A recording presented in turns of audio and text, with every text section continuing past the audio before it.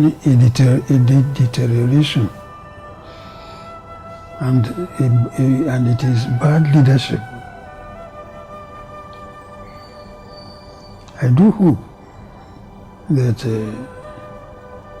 God in His mercy will deliver this country from this type of leadership. Nigeria needs more than power and good rule. Nigerians need to live like human beings. Nigeria will no longer be looked at as the giant with clay feet. No, we will be looked at as the true giant. We will move with that frame of a giant, and of course do what is right, and of course, be where Nigeria should be, and tell the international community that, look, the giant has woken up. These are the things that you put together. Now, I told you about the aesthetics. Is that what people will eat? Now, plants are, boreholes were dug for plants, but where people are living, they don't have water. Then, street lights were powered by generators. The places where people are living are in perpetual darkness. Didn't you see all this? We will require to have a kind of synchronic approach to this fight against corruption. And the impunity that we are talking about, if Mr. President is going to get it and if he's going to make a success about it, he must make sure that everybody, every functionary of government have the same mindset with him.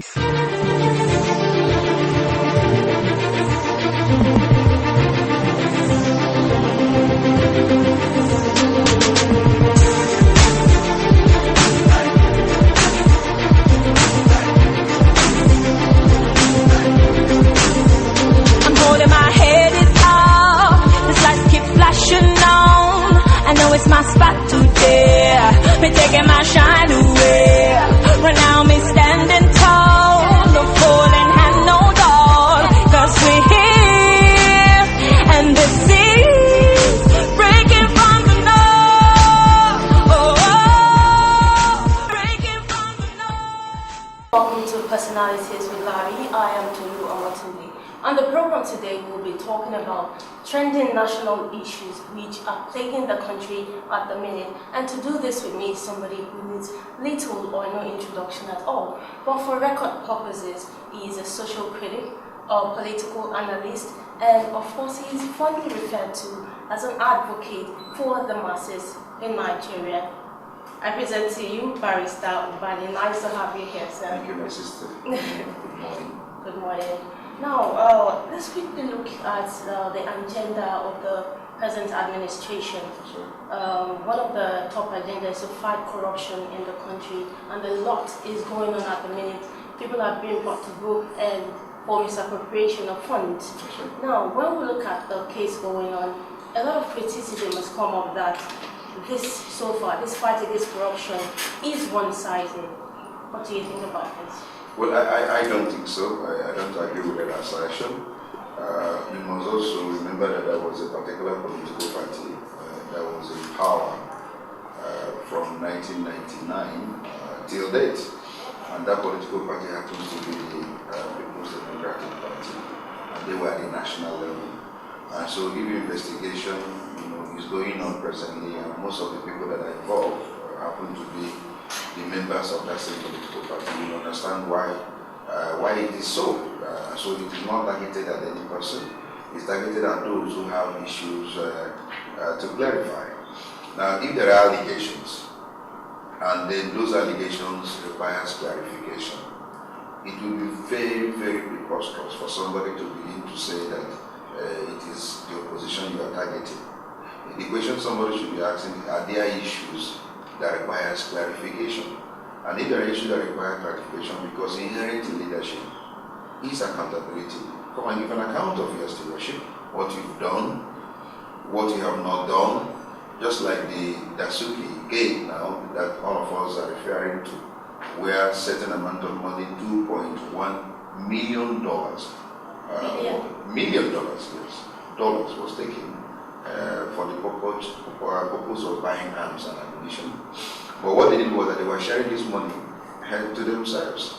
And you can hear somebody say he was giving money for spiritual cleansing, another was given for publicity, another was given for some other absurd reasons and all that. So these guys are not arms suppliers, and if they were asked to supply arms, let's assume that those monies were given for purposes of supplying arms. If they have become suppliers, have they supplied those arms? And if they did, where are the arms and all that? So there must be evidence, to that effect. So I don't think it is right for any person to begin to allege that is a one-sided investigation, because as I said earlier, your political party was in power, and if there is any political party member that required clarification on some of the issues they did, it's the same member of that political party that will do that clarification. And so I don't think it's one-sided, I don't think it's witch-hunting, because we're hearing so many vocabulary over this investigation. Okay, before we get to the Dasuki case, yes, okay, we're going to look at the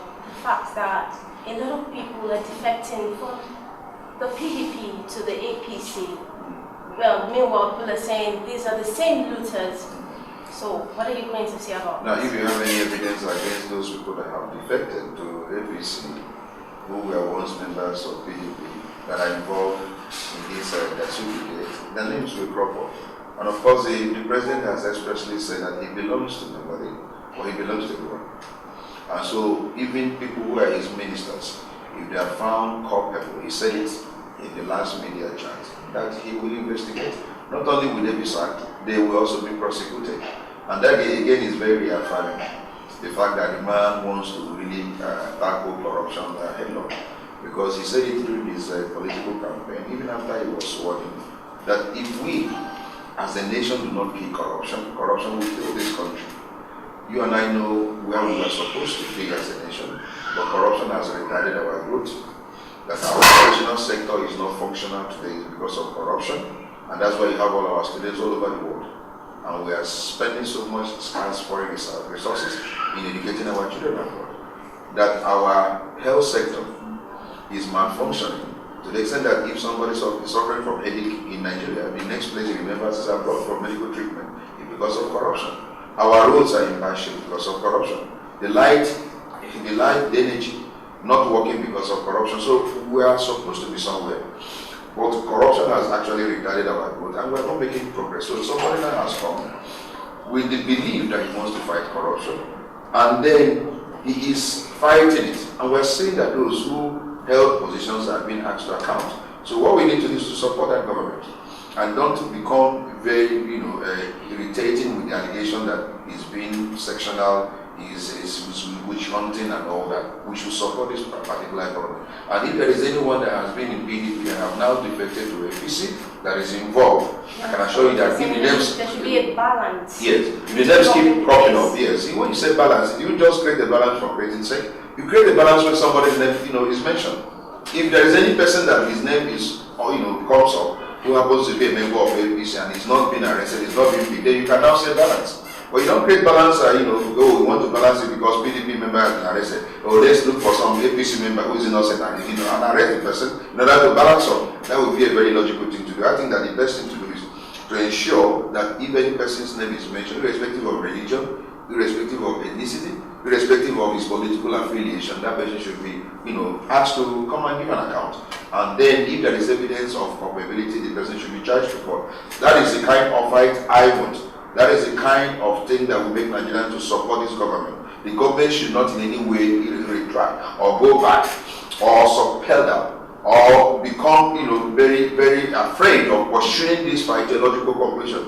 The president of the country today has almost 90% support from Nigerians on this issue of fight against corruption, because what corruption has done to us as a nation, and so he has all the support. He doesn't need to look back. In fact, I used to say in a program that I handle every morning that the president should GCK means I'm encouraging him to be strong enough, fair,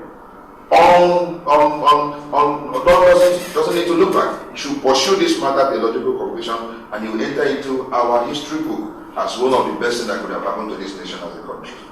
Okay, so I'm still going to deliberate on corruption now. That's right. Only Summit who has been arrested. Yes. And before now, he's been saying there's a war against him. The APC is waging a war against him and the PDP. Now he's been arrested. Yes. Would you say this is a witch hunt? No. They have some evidence against him. there's allegation of 1.2 billion that is traceable to a company in which he has an interest. As I told you earlier, inherent in leadership is accountability. Now they're asking him to come and offer an explanation as to how this money that was supposed to be used for the purchase of arms found itself in his account. And so he owes the country an explanation. I don't see anything wrong with that. Now that he came up 2 weeks ago to hold a press conference in which he alleged that the president gave him money as a consultant. He didn't tell us how much was given to him, and he didn't tell us what he was consulting for the president. Whether the president gave his own personal money or the money that belongs to you and I. So I think he has some explanation to, for God's sake. We should not in any way be moved by this sentiment. We're very sentimental in this part of the world. But what makes me happy is that we are a member of international community. And we see what happens in other nations. We have people, irrespective of status, are made to account. We have seen head of states, ex-head of states go to jail. We have seen ex-head of states being punished for crimes they have committed while in office. We have seen even people who are stars being convicted. Oscar Pistorius is somebody that is a very big asset for South Africa. But he committed a crime. Despite the fact he had no legs, he was brought to the court and now he has been convicted for murder. So that is where he's been done. We saw Mubarak being brought to court on a hospital bed, and he's undergoing his trial. No sentiment, but we fly sentiment here. Somebody yesterday was being tried and he came on a wheelchair. So what is the meaning of that? So I can ask now for medical treatment abroad. We have gone beyond that. If you have committed a crime and it requires you to give an explanation to that crime, so you come and give an explanation. If you are charged to court, we pray for you to be alive to face your trial and then give an answer to all the queries and all that. If you are innocent, you go home. If you are guilty, then you go and serve prison time. I think that is the way we must begin to deter potential criminals in looting our treasure. Oh my God, just like you said there should be no special treatment for people in power. This arms bill, the finger seems to be pointing directly to President Jonathan, and nothing has been brought up regarding him being involved, because the approval actually passed through his office. Why has nothing? No, I think at the appropriate time, the EFCC may not likely jump the gun. What would be the appropriate time? Before you invite the president, you must have gotten all the people that actually these monies were disbursed to. And then they will give evidence, just like they've invited Mr. Metu. There are some other persons like the AIT man and all that. Many people are giving evidence, all saying this is what has happened and all that. There are more names. And within the weeks, more names will come up and all that. More arrests, maybe. And so if you now go and jump the gun and get the president, maybe arrested or invited and all that, that will be, you may be accused of not having done enough, job here, or having gathered enough evidence. It's when the evidence becomes very controvertible, or pointing to the fact that it was the president that gave this directive and all that, then he has explanation to do. Luckily for us, he has no immunity because he's no longer the president. He's now like ex-president, and the immunity does not cover ex-president. So if there is, they have enough evidence to invite him, I don't see anything wrong in inviting the president to come and give, an answer to some of those issues that crop up, all pointing that he was the one that gave the directive. So I don't see anything. The world will not collapse. Heavens will not fall. Heavens will remain very peaceful. If anytime they have evidence against President Jonathan and he's being invited to come and give explanation to those issues that have cropped up with this Gasotike, heavens will not fall. Heavens will not fall.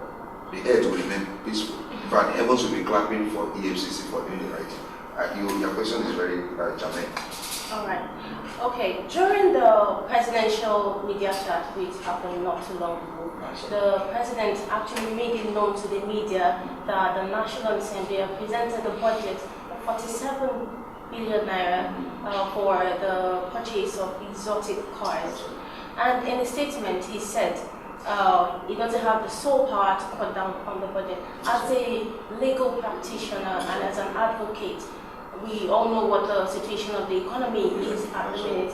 What is the right thing to do? What should be the legal angle that the president can look at, and even people who can rise up and tackle what is going on?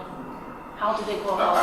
I think there was dispute as to the figure actually budgeted for the cars. Okay. Now we're not too sure of how much the National Assembly is setting aside for the purchase of the cars they want to use for their committees. So we need to be sure as to the amount. Okay. But I think that the president is saying that everyone at this juncture in our national life should be sensitive, because the economy is not doing too well because of our reliance on a particular product, and that is oil. And the oil price is not doing well internationally. We know what we are selling: a crude of oil, a barrel of oil, crude of oil at this juncture. And so everyone has to do better tightening. If the National Assembly at this time of our national life and national crisis wants to go on a spree of buying cars when Nigerians are suffering, when better tightening is the measure that should be taken, I think Nigerians should rise up and call them to order. The president says he has no power, quite right. But Nigerians have the power to ask the National Assembly members not to engage in buying luxurious cars for themselves at this time that everyone is tightening. At this time that the price of oil have crashed internationally, and we know that the president has put up a budget that requires a lot of extra funding, that's borrowing, in order for that budget to succeed. So everyone must come to that consciousness. And if they fail to come to that consciousness, we must make them to realize that we voted them there in to represent us and not to go and squander our common patrimony. So I'm putting it to you yes. as a legal practitioner. Yes. What could be done to tackle this issue? We must raise consciousness and raise our voices and say no, we will not allow it, because they will start to consider the budget very soon. And we must begin to send a right signal to the members of the National Assembly that we will not tolerate, we will not want this extravagance. Because we consider it extravagant spending. If that amount of money that is being touted is actually the amount of money that we use in buying those cars. Now we have had cars, over the years in National Assembly. What has happened to those cars? The committees were not operating without cars. So what has happened to them? Were they bought? And if they were bought, by who? And how much was returned to the government? So buying new cars every time a new house comes into session does not in any way it doesn't make economic sense. So now that we are almost in a recession, the National Assembly members must consider the economic health of the nation and be sensitive enough to listen to the voices of the people. So I think we should raise the voices of Nigerians to say no to that luxury, to that extravagance, for that venture they want to embark upon at this juncture. Now, if they fail to do that, and I think the issue of recall is still a power that the members of the public possess, who have elected them. The electors have the right of recall of members of the National Assembly if they fail to do certain things in accordance with the constituency where they come from. We can recall them. We can also go to court in order to ask the court to stop that implementation of that budget, because it does not in any way, tally with our national interest. But the point is that sometimes they use the issue of local standard in order to deny you, an ordinary citizen, the right of access to court. So over matters like this, because the question will be, have you suffered far above every other person in the country? I think the local standard rule is being narrowed down, because everyone who is a tax-paying citizen has a right to go to court to challenge issues that concerns the national interest. So I think that we should raise voices, and vigorous advocacy should be encouraged, and then we must begin to make Nigerians to be aware of what is going on, and then the members of the National Assembly must be very wary and sensitive, not engage in this luxury. It is extravagance that is not at this point in time very, very proper. As a former chairman of the NBA, branch, yes. Okay, and as someone who actually advocates for the masses, what has NBA been able to come up with concerning this National Assembly issue? Now, I am not here to speak on behalf of the national body. We have the Nigerian Bar Association that is headed by the President, and we have NEC, National Executive Committee, that is one of the highest ruling body in the NBA. They have to be the one to sit and take a decision. But for now, I don't think the decision has been taken by Nothing has come up so far. So I cannot stay here now to claim to represent Nigerian Bar. I'm only a member of the NEC. I'm only also a member of Nigerian Bar Association. So I cannot speak on behalf of Nigerian Bar. I'm speaking as a citizen of the Federal Republic of Nigeria, who is a concerned person. And so whatever I'm speaking here now is about Nigeria, about myself as a member of this particular country, as a citizen, not as the executive member of Nigerian Bar Association. So I think the president of the NBA, who is the chief spokesperson, will be in a position to address this issue. And I wish we can get in touch with him in order to ask what is the position of the Nigerian Bar Association with regard to what is going on presently with the economy, with the National Assembly members who want to engage in this extravagant spending. Thank you very much for that. Now, still on legal matters, Nnamdi Kanu, Dasuki was granted bail, and the president, still on the media chat, came live on national TV and gave valid points as to why they've been granted bail or have not been released. Now, as a legal practitioner, what happened to the rule of law and separation of powers? Should this be right? I want to say this, that the president is the head of the executive. He cannot be the head of the executive, head of the judiciary and legislature. No. He is only the head of the executive. He can only execute what the judiciary has actually given as judgment. So I heard him clearly when he was on the media chat. And some of the things he said, of course, he's a layman. He is not a lawyer and he doesn't have any legal training. But what he was trying to do, he didn't do it in a manner that people will understand what he's trying to say. Because I have followed all the facts of both parties. Dasuki, look at Dasuki. Dasuki was charged for arms possession. He was granted bail. He now came back to court and said he wants to go for medical treatment abroad. And he was given that particular, his application was granted by the Federal High Court. Now, they found out that there are issues that requires clarification on this arms deal. They invited him.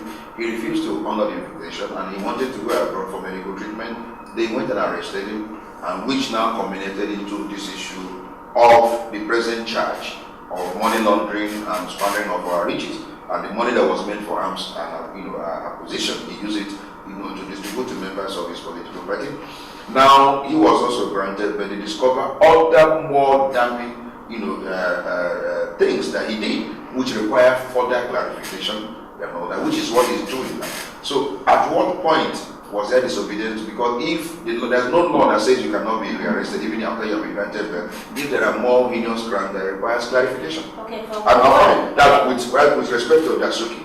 So, even though he was granted bail and all that, there are things that he requires to explain to the government and all that. So, I don't see where there was any breach. But if there is any breach whatsoever, I would rather want him to still continue with the court process in order to ensure that the government obeys the court or the order, because we must be governed by rule of law. And the president cannot disobey any valid court order. I remember that in the case of the AIT chairman, the court made an order that he should not be rearrested, except, gave a condition. And up to now, he has not been rearrested. But in Dasuki's case, there was no such order. There was no such order, he should not be rearrested. There was no such any order. And AIT man has not been rearrested. Watch is this and not. Even if they have any more this against him, the court gave the condition under which he can be invited and all that. So I think that there was no order that the court has actually disobeyed. But I say, in the light of what has happened to us as a nation, in the light of what we have lost, in the light of the heinous crime that these people are alleged to have committed, lives were lost, arms that were supposed to be purchased were not purchased, and monies were being shared. Don't we have conscience again to know that this is the time for them to face the trial and answer all these queries? And let us not be flouting, talking about this issue of human rights and all that. There is also what we call human wrongs. When you commit, I agree with you. When you commit human wrongs, you answer them. So it is still application of the rule of law. When a crime is committed and you are being asked to answer for those crimes, and it's within the rule of law. So let us not saying the president is right. No, I'm not saying that. I'm saying that the president cannot be the judiciary and be the executive. And he's not a lawyer, I made that explanation, but he doesn't have the public, this particular legal training to have offered this explanation I've done with Dasuki. That this is what has actually happened, that there is no court, there was no disobedience to any court order. His Attorney General would have been in a better position to explain, and not him. If I were in this position, I said the Attorney General will address that. The matter is in court and should be resolved in the court. He's not a lawyer. But he's always been frank. He's always want to speak his mind. And we must understand him in that respect. He may not have meant that he wants to flout court, and I know he doesn't have that right to do it. Because he said, I came under the military where the guilty is presumed guilty until he proves he's innocent. But under a new dispensation where he comes, he's like a sitting dog. I don't know whether you remember he said that. He's like a sitting dog under democracy. He cannot do much because there are rules, applicable in the country. He said it, I'm a sitting dog. So if the president said I'm a sitting dog, then it will be improper for somebody now to assume that the man has become authoritarian and he wants to run the country, as a military dictator. No, I don't think he meant that. The Attorney General will be in a better position to explain what is going on with respect to these people I've just mentioned. With respect to Kanu also, you understand what happened with Kanu? That Kanu had a matter before the magistrate, and the matter was withdrawn by the government. The Federal High Court also enforces fundamental human rights. At that point in time, there was no charge against him. They didn't even want to charge him, I understand, because they were talking with him in order to ensure that this matter is settled amicably. Let him go back to his England and allow peace to reign in the country. But why can't there was no charge against him? They didn't want at that time. They were behind the scenes negotiation to have this matter resolved. Because they would have, at that point in time, when he went to court to enforce his fundamental human right, brought a counter affidavit executing the charge. There was no such thing. It was when he refused to have this matter resolved amicably that they immediately, came up the following day with a charge against him. So he was charged for treason now. And so if somebody now said that there was a disobedience to court, you look at the sequence of events. Let us not, jump these things and all that. And this, as I said earlier, should have been done by his Attorney General and not by the President. So his clear intention is to make sure that the laws of the land is respected. But whosoever has committed a crime, the President is saying that those people must remain here in order to answer the charges. That would be the best thing to say. But when you are granted bail and it's a bailable offense, of course you're supposed to go out on bail. And you fulfill all the conditions of the bail. You must, be released. Then the court must make pronouncement as to when trials should start. Because we are tired of these prolonged trials. Some of the trials of 2007 have not proceeded beyond plenary stages. Some of these corrupt cases. And we cannot continue like as a nation this way. Everyone should get worried, including the President. That you have cases that will linger for 10 years. Not even on the substantive case, but on plenary matters. You go as far as Supreme Court. The Supreme Court now says, the court below has jurisdiction. You come back, by the time you come back to the lower court, either the witnesses are no longer willing to come and give evidence, or they have been killed, or they have been cowed not to come further to give evidence. So we cannot continue. We must treat our cases as they come, as fresh as they come. Look at what happened in the Boris case. Look at what happened in Oscar Pistorius case. You saw all these cases, on television. How within a short time these matters are resolved, either against or in favor. So we must also develop our judiciary to resolve matters within acceptable time. So I'm saying that these cases that are being charged now, the court must give a timeline. Prosecution, you'll be ready next week to present your evidence. Maybe 1 week. You take all the witnesses of the prosecution, then the defense now will be given time. Let's begin to end our cases in court. We cannot keep on lingering. People come with all manner of technical, things in order to delay proceedings and stop proceedings. And at the end, it becomes as if we're encouraging impunity in the system. It's like we're encouraging stealing. You can do, whatever you want to do. After all, you can buy all the best lawyers and mess up the judiciary and get away with it. We cannot have a country to call our own if we continue this way. If these guys do to us and treat us anyhow and get away in the system, you and I will not have a country we call our own. Our children's future are jeopardized. We must get the country back. The way Ghana did, the way some other countries did, Singapore, Malaysia, they all did, and got their countries back. And today they are developing. They are moving at a state that they have become envy of the world. I don't know when we become all of us now advocates of human rights and all that, whether our country is dying gradually. We're using human rights and rule of law to kill the nation. We must get this country running. And running very well for my own sake, for your own sake, and for the sake of your children, and that of my own children.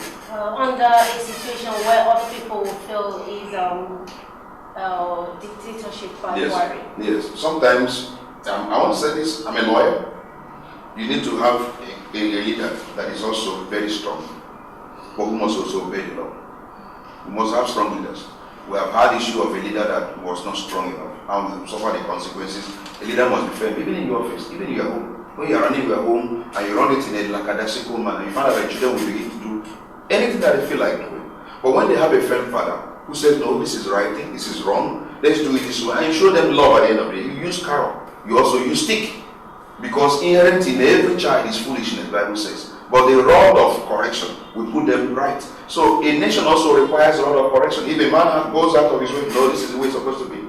It came to a stage where certain set of people were running this country, parallel government, setting up their own and running their own administrative structure. And the man came in and said, no, we cannot run to parallel government. Let's do it right. But many leaders saw all this and condoned it. But the leader has come and said we cannot condone parallel government within sovereign states. So I think that we also require a strong leader in a country where there is lawlessness, in a country where there is lack of discipline. You require a very strong leader to put every person into this, but at the same time as a father figure. When you do the right, he commends you. When you do the wrong thing, he also beats you.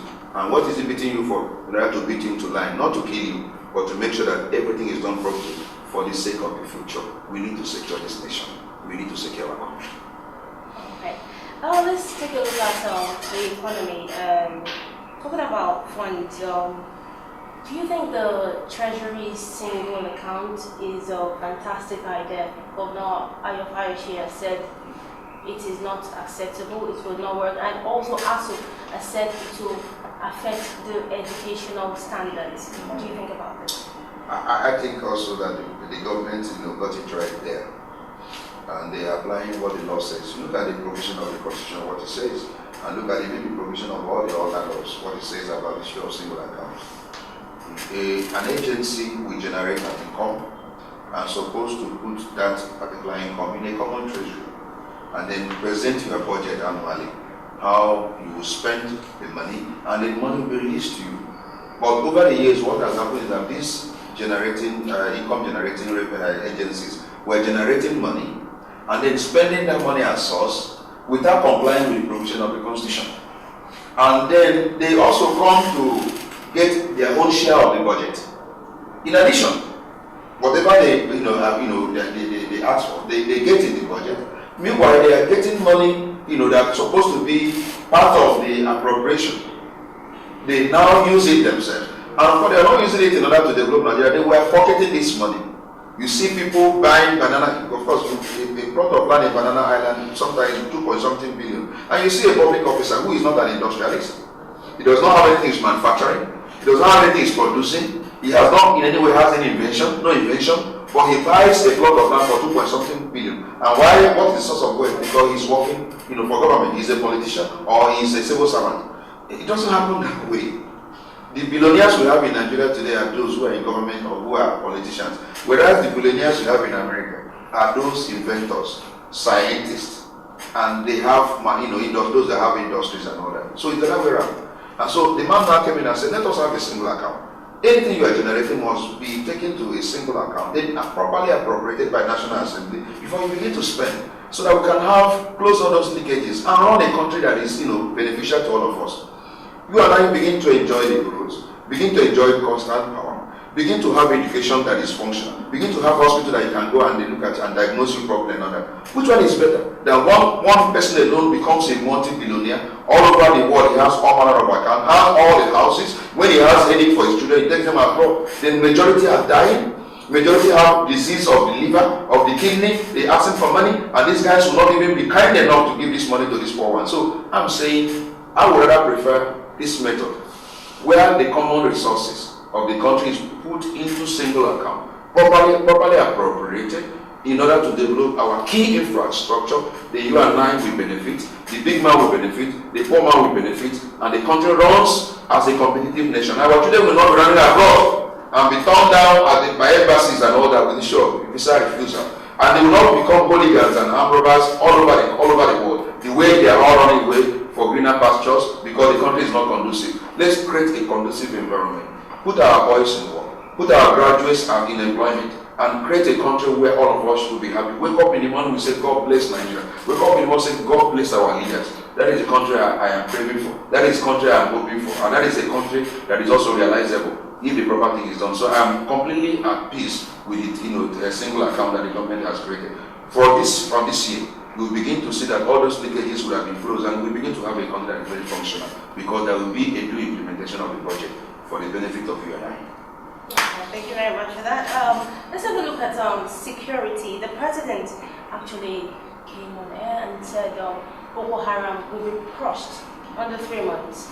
Well, the Minister for Information, as we all know, Lai Mohammed, came on live TV and also said, okay, the war against Boko Haram has been won technically 2 days after multiple bomb blasts in the northern part of Nigeria.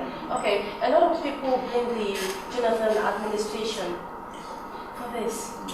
I mean, what's the way forward? Well, the insurgency. Yeah, the Boko Haram insurgency is very unfortunate.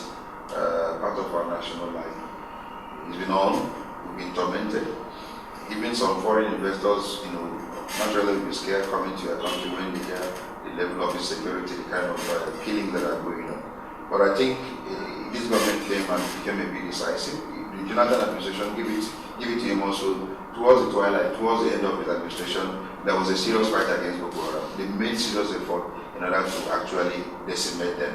Then the new government came in and said we must try as much as possible to give a timeline to deal with this, decapitate them, render their potentials incapacitate the Boko Haram insurgency, and remove the potential for surprise, massive collateral damage. And that is what has been done. As I speak to you today, what you'll be seeing is desperate, suicide bombings. No longer the issue of, the remedy with which they will take a territory and then, hoist their flag and begin to sing and all other nonsense, actually, have actually ended. Now the government have actually rendered them, useless. But don't underestimate the fact that they can also react. And they can react, sometimes with a surprise suicide bombing. It's a sign of desperation. Of course, when you cut the head of the snake, what does the snake do? Does the snake, sometimes scares you. Scares you even if you are aware that the head is no longer there. It scares you because you think it has the potential of being poisonous and other. So what I'm trying to say is that the federal government under this administration is very serious about ensuring that there is end to insurgency. Now look at how much have been budgeted to the military, to acquire even military jets, airplanes. I don't know when last we bought planes for the military or for any arm of the security in Nigeria. Now this government now has budgeted so large a sum in order to equip our military and make them to be potentially capable, potential capacity at any point in time, and that is good. Apart from issue of military equipping them, the government has also made the budget to be friendly, people's friendly. You talk about the 5,000 graduates that will be employed. You talk about the issue of the feed scheme for the pupils in school.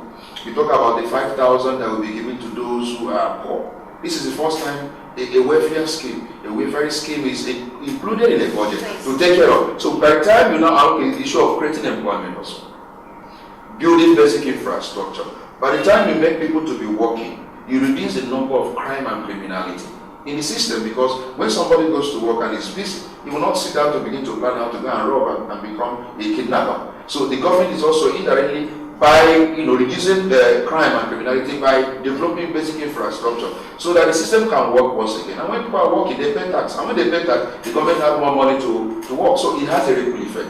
So I think that we should commend this government and support this government, and also advise the government to ensure that they implement whatever good policies they have, for the people. And when they do that, I tell you that Nigeria will be better for it. And I am praying that by December this year, some of the critics, some of those who have been criticizing this government will all sit down and say, God, how wrong I was. How wrong I was about this government. How sincere I should have given, this government kudos, for what they have intended to do and what they are doing in order to make sure that the country is once again functional, an efficient country, and of course shall be proud of. So I think we must give this government, all the prayers they need in order for them to succeed, and they must also work. In my own little way as a lawyer, I contribute my own quota. You as a journalist, you contribute your own quota.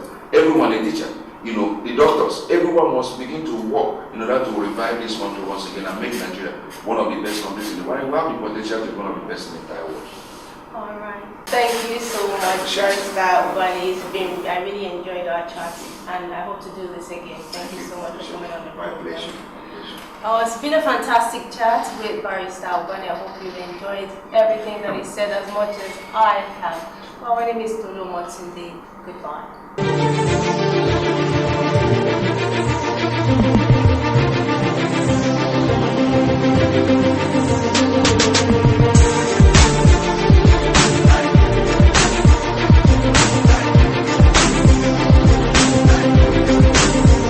I'm holding my head up. This lights keep flashing on. I know it's my spot today. Me taking my shine away. Right now me standing tall. No falling hand, no door. 'Cause we're here. And this is breaking from the north. Oh, oh, breaking from the north.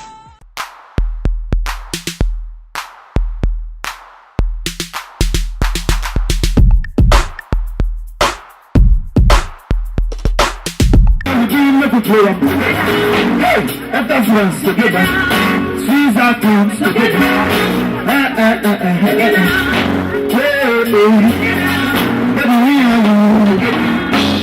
How you feel? How you feel? One love together. One love together.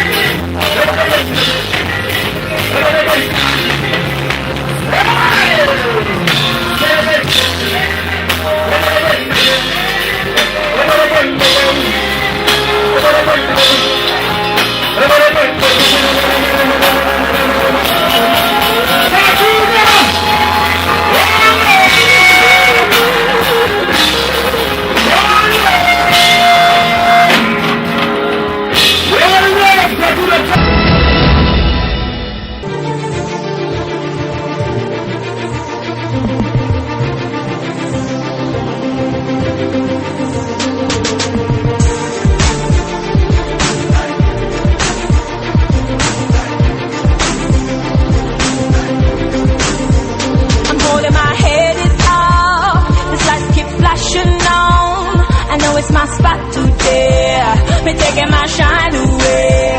Right now me standing tall, no falling hand, no door.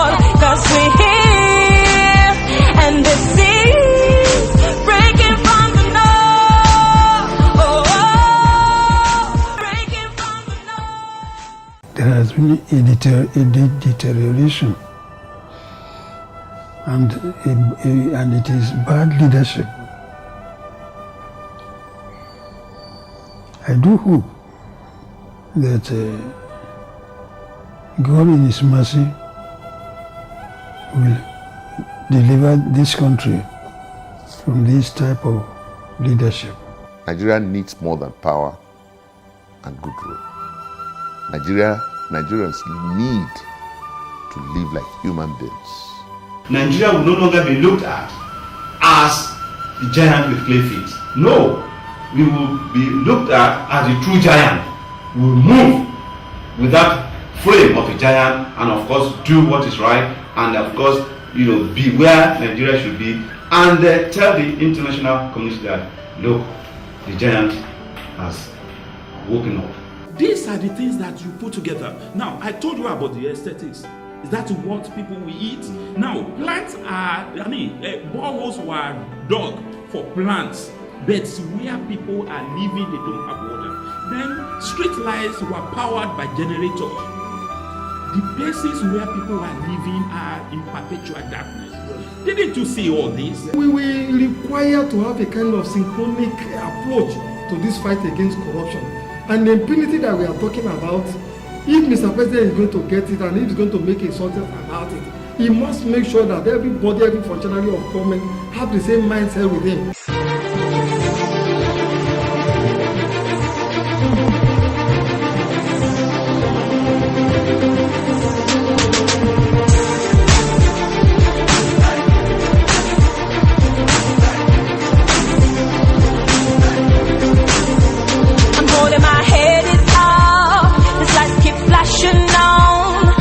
My spot today, me taking my shine.